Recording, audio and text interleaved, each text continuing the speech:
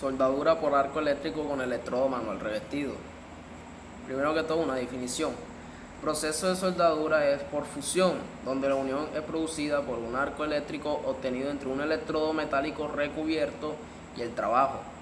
El material de aporte es suministrado por el electrodo y para efectos de lograr la unión no se necesita presión.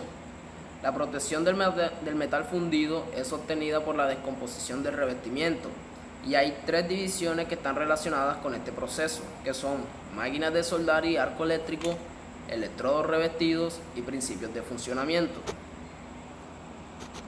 Máquinas de soldar y arco eléctrico. Hay que tener en cuenta que existen dos tipos de carga eléctrica, llamadas carga negativa y carga positiva, lo que representa que un cuerpo cargado negativamente adquiere alguna cosa, mientras que un cuerpo cargado positivamente ha perdido algo de la misma cosa. Si un campo tiene el mismo sentido, o sea, positivo y negativo, la corriente se denomina continua. Si el campo se interviene periódicamente, el flujo de carga se interviene también y la corriente es alterna. Circuito eléctrico en el proceso de soldadura. Por la acción de un campo eléctrico mantenido en la máquina de soldar, se inicia el flujo de corriente en el terminal. La corriente fluye por un cable al portaelectrodo y por este al núcleo del electrodo. Por el extremo salta la pieza formando el arco eléctrico. Continúa viajando por el metal base y a través de un cable conectado entre el trabajo y la máquina regresa al terminal y de esta manera recorre la totalidad del camino cerrado sobre sí. El flujo de corriente ocurre única y exclusivamente cuando el arco se encuentra encendido. Máquinas de soldar. Las máquinas de soldar son aparatos eléctricos capaces de mantener un campo eléctrico determinado entre dos terminales. En las máquinas de corriente continua, estos terminales se denominan polo positivo y el polo negativo. Cuando el portaelectrodo se fija en el signo negativo y el cable que une el trabajo con la máquina está en el signo positivo, decimos que la polaridad es directa. Cuando sucede lo contrario, decimos que la polaridad es invertida. Estos aparatos deben tener las siguientes propiedades. Deben rebajar el voltaje de la red eléctrica, que generalmente es de 110, 220 o 440 voltios, a un voltaje de circuito obtenido que permita iniciar el arco. El voltaje que tiene la máquina en sus dos terminales antes de iniciar el arco es lo que se denomina como voltaje en circuito abierto, que varía de 45 a 90 voltios. Cuando se inicia el proceso, debe reducir automáticamente su voltaje entre 15 y 45 voltios, dependiendo de la longitud del arco, y se denomina voltaje de arco. A diferencia de otros aparatos eléctricos, la mayoría de las máquinas de soldar no trabajan continuamente debido a que se calientan sus piezas internas. O sea que debe haber un ciclo entre el tiempo de trabajo de la máquina y el tiempo que debe descansar. La clase de máquinas de soldar. Existen varios tipos de máquinas de soldar.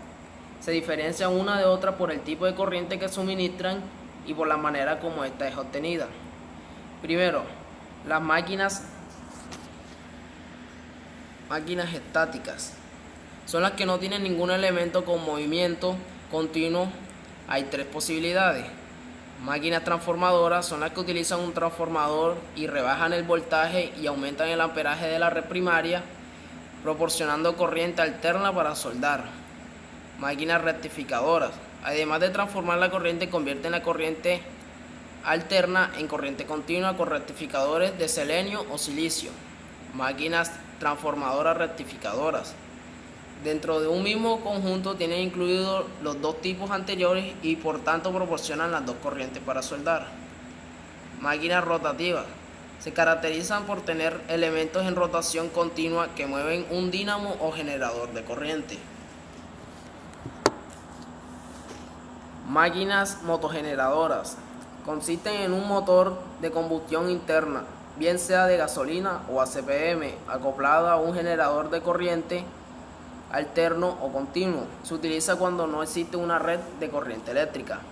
Y las máquinas convertidoras que la corriente se obtiene por la acción de un motor eléctrico unido a un generador de corriente continua. El motor se mueve al conectarlo a una red de corriente eléctrica. El arco eléctrico. El arco eléctrico consiste en una descarga eléctrica relativamente grande ocurrida a través de una columna gaseosa térmicamente ionizada llamada plasma. El gas, al estar en una temperatura, se ioniza y se convierte en un medio conductor a través de la cual la corriente fluye en forma de chispa o descarga eléctrica. Dependiendo de la máquina de soldar y la manera de la que esté conectada la corriente alterna, puede saltar del metal base o de este al electrodo, que es corriente continua, o periódicamente cambiar su dirección, corriente alterna. Al iniciar el proceso, el gas se ioniza, es el aire el que rodea el lugar en el que se quiere generar el arco eléctrico.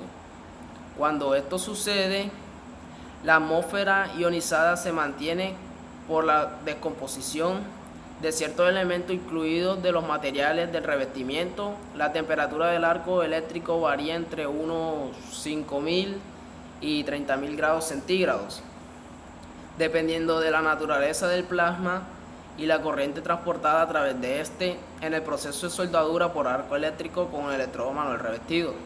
Se obtiene temperatura de aproximadamente 6.000 grados centígrados. El electrodo revestido. De las generalidades del proceso de soldadura se habla de las características tanto como de la máquina de soldar como la del arco eléctrico y de la manera como este se genera. A continuación explicaré el electrodo y las funciones de sus dos componentes, que son el núcleo y revestimiento. También el extremo de arco y el extremo de portaelectrodo.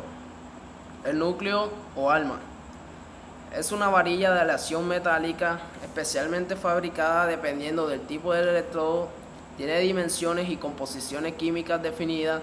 Sus componentes tales como el carbono, el hierro, el magnesio, el silicio, el fósforo, el azufre proporcionan diferentes propiedades y características a la soldadura.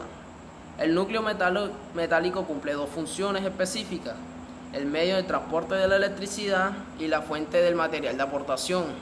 Debido a la temperatura del arco, el núcleo se funde y gota a gota se deposita en el trabajo. El revestimiento es una masa constituida por diferentes minerales y sustancias orgánicas aplicadas en torno al núcleo metálico. Sus funciones se pueden decidir entre grupo eléctrico, que facilita el encendido del arco y lo mantiene en la facilidad durante la ejecución de la soldadura. Lo anterior se logra por la descomposición de algunos elementos químicos. Permite el empleo de corriente alterna o utilizar este tipo de corriente. El arco se apaga y enciende 120 veces por segundo. Grupo metalúrgico. Reemplazo ciertos elementos del metal porque parcialmente se volatilizan debido a la alta temperatura del arco eléctrico. Los elementos de reemplazo están dentro del revestimiento en una proporción de que unos se volatilizan y otros se agregan.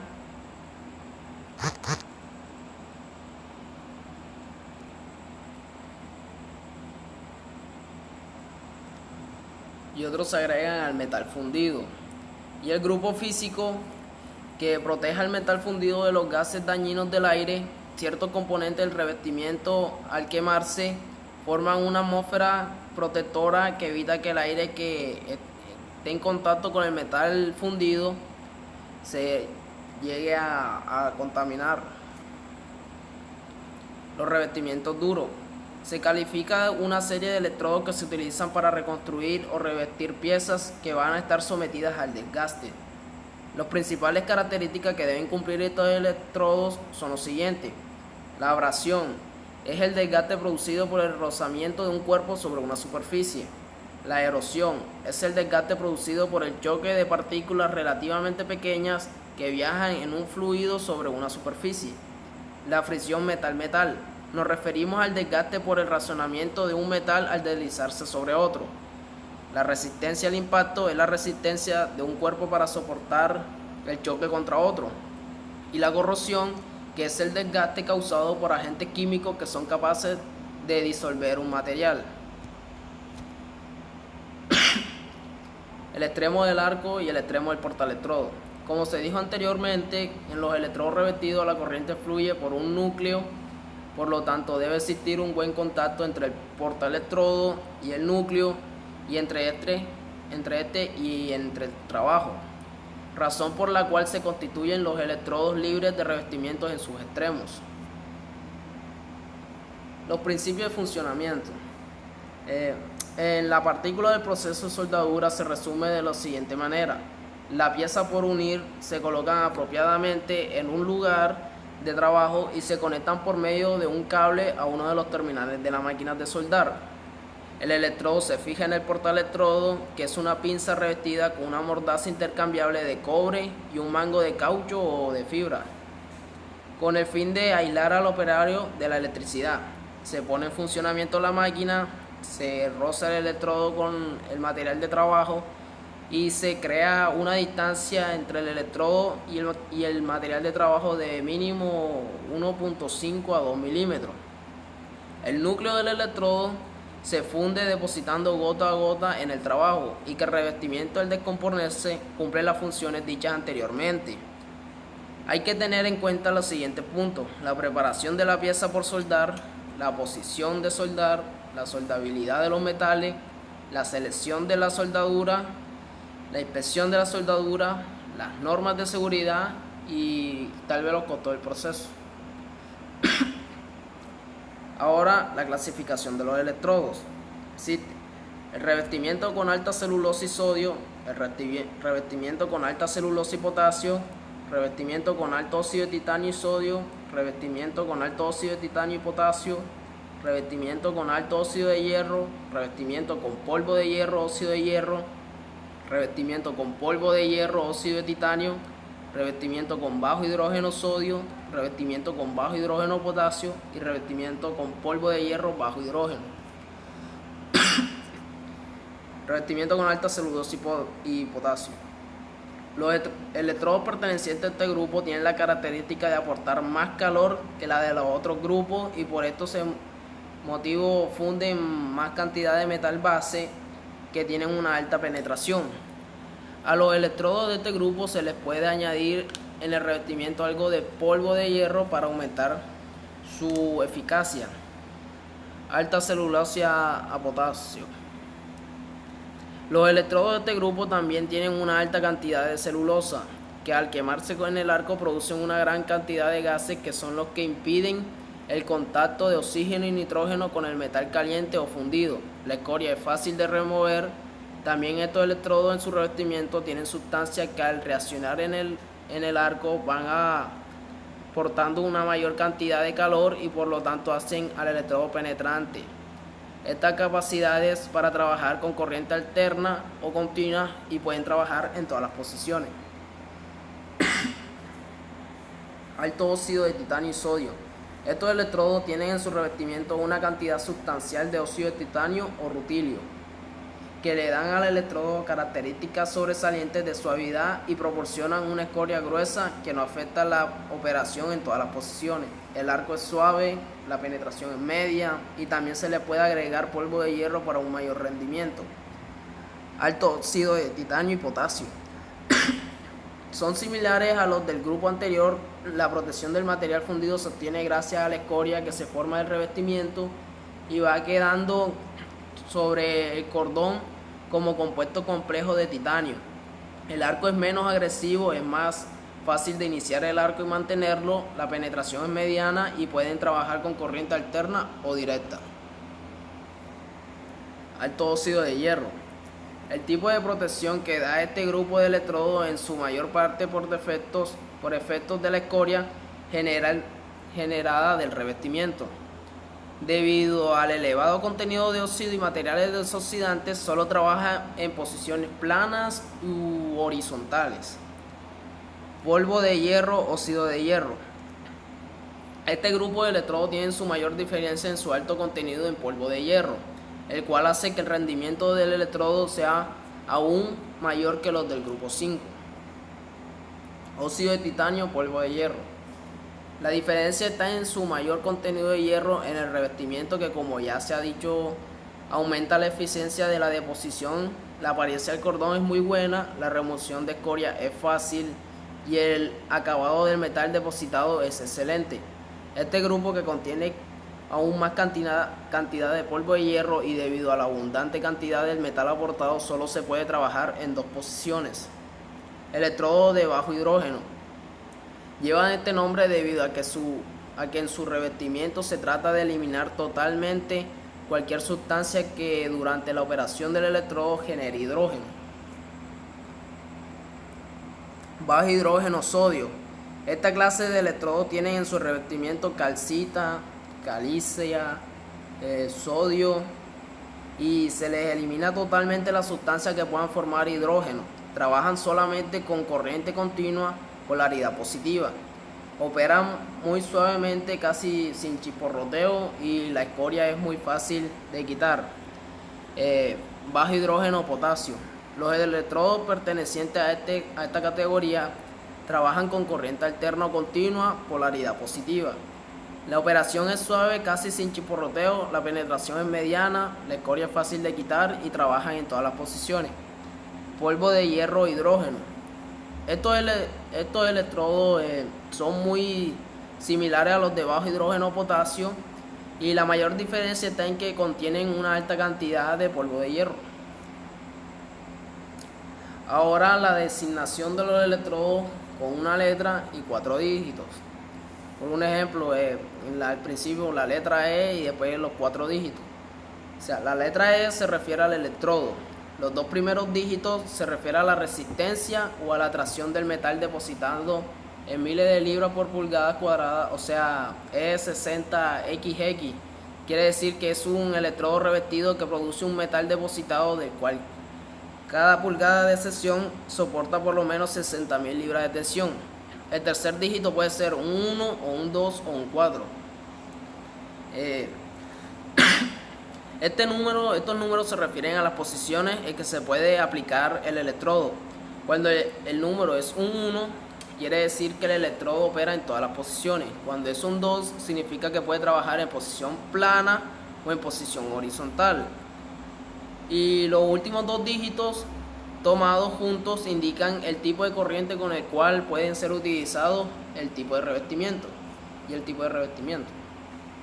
La soldabilidad es la capacidad de un metal a la combinación de metales para ser soldados bajo condiciones de fabricación en un diseño específico y apropiado de una estructura y para comportarse satisfactoriamente el servicio. La capacidad de los materiales para dejarse soldar depende de que tenga dimensiones y forma. La soldabilidad del material también debe cumplir con los siguientes requisitos, como resistir altas temperaturas, ser resistente al impacto, a las bajas temperaturas. Hay zonas que no se funden, pero que si estuvieran expuestas a altas temperaturas, esa zona se llama zona afectada por el calor. Las clases de acero. Las más importantes clases de acero son las siguientes: aceros al carbono, que son aceros de bajo contenido de carbono, aceros dulces, acero de mediano contenido de carbono y acero de alto contenido de carbono. Acero de baja aleación, con magnesio, con níquel, con cromo, níquel y molibdeno. Y acero inoxidable como ferríticos, martensíticos, austeníticos y duples. La familia de las fundiciones. Hierro gris. Es una aleación que cuando se solidifica el exceso de carbono se disminuye de forma libre en toda la fundición. La fundición blanca.